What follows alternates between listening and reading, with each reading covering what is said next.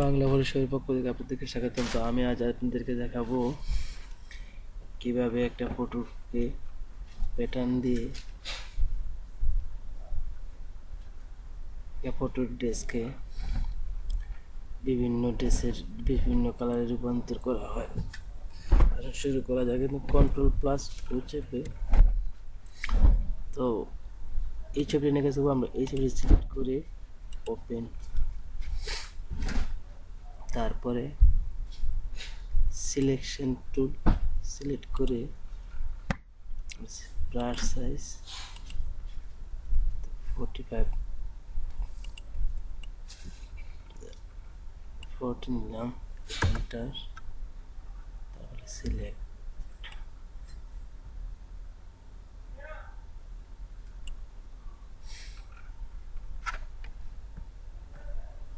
Minus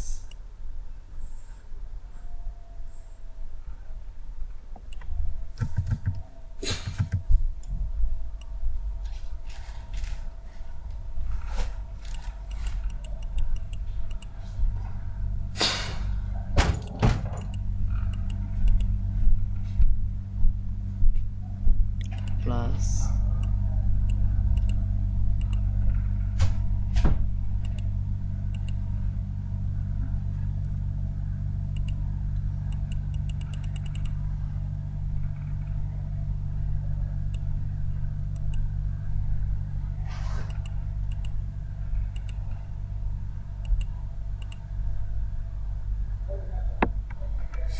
selection হয়ে গেল। এখন যেতে হবে এই ফাইন এজ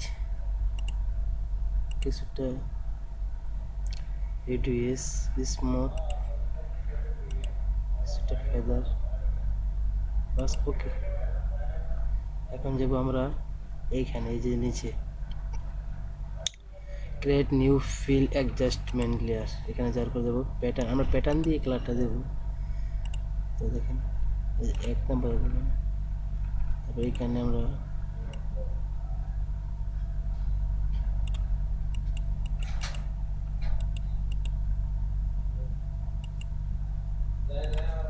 এখানে আমরা 30 দেবো, ওকে। এখানে দেবো, এখানে দেবো আমরা থেকে নর্মাল থেকে ডিফেন্স, কালারটা চেঞ্জ হয়ে গেল।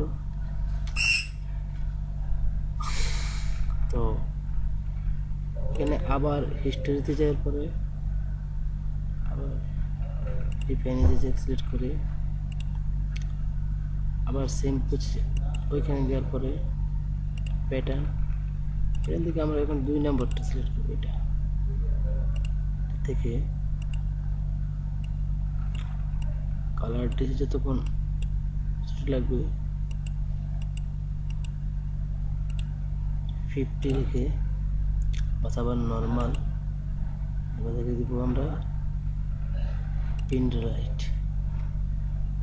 এই যে পিন রাইটে এই ডিজাইনটা আসছে যে আমার, তারপরে আবারও হিস্টোরিতে যাওয়ার পরে রিপেন এই যে ক্লিক করে আবারও এখানে প্যাটার্ন থেকে এবার 3 নম্বরে এখানে স্কেলটা কেন না,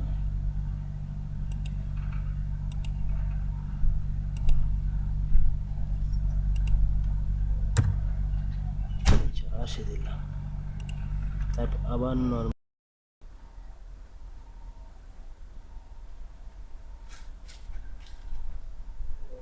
হার্ড লাইটে আবার কালার চেঞ্জ হয়ে গেছে। কিভাবে কালার চেঞ্জ করা যায়,